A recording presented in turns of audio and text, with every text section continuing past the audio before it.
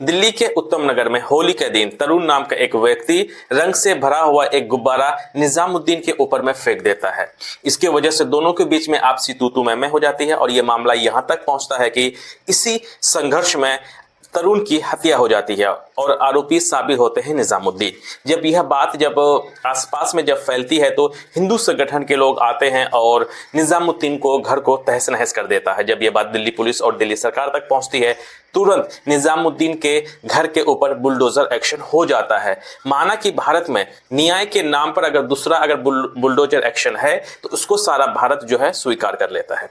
उसी के साथ साथ सेम कुछ दिन की ही बात है, बिहार में 2 केसेस होती है। रोशन खातून जो इंसाफ के नाम पर जो मुखिया के घर पर जाती है और मुखिया जी के घर वाले उस औरत को, रोशन खातून को एक पोल से बांधते हैं और उनको बुरी तरीका से पीटा जाता है।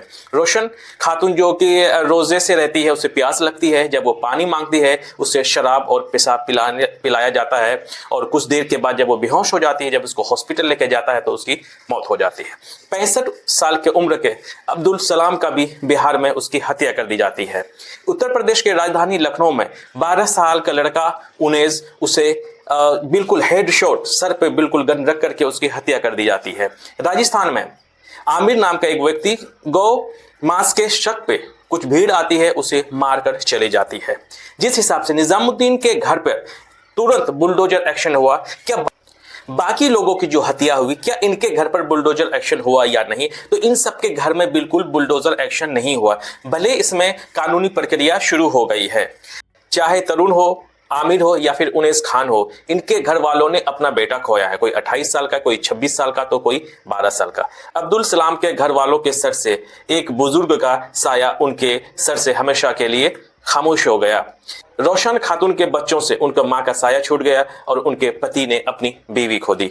जहां हमारे देश में हत्या और रेप जो आम बात हो गई है, सरकार की नैतिक जिम्मेदारी बनती है जो भी गुनहगार पाया गया है निष्पक्ष रूप से उनको सजा मिले। जो भी हादसे का शिकार बना है उसके निष्पक्ष रूप से उनको न्याय मिले और न्याय में किसी भी तरह का भेदभाव ना हो।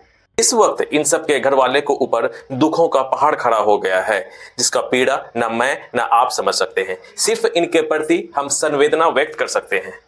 यकीन मानिए, सभ्य और शालीनतापूर्ण सनातन धर्म के नाम पर कुछ संगठन और सरकार सनातन धर्म को खुश करने के लिए और मुसलमानों के साथ जब इतना भेदभाव किया जाता है और कहता है कि हिंदू राष्ट्र बनाएंगे, मतलब कि धर्म के नाम पर नया राष्ट्र बनाना।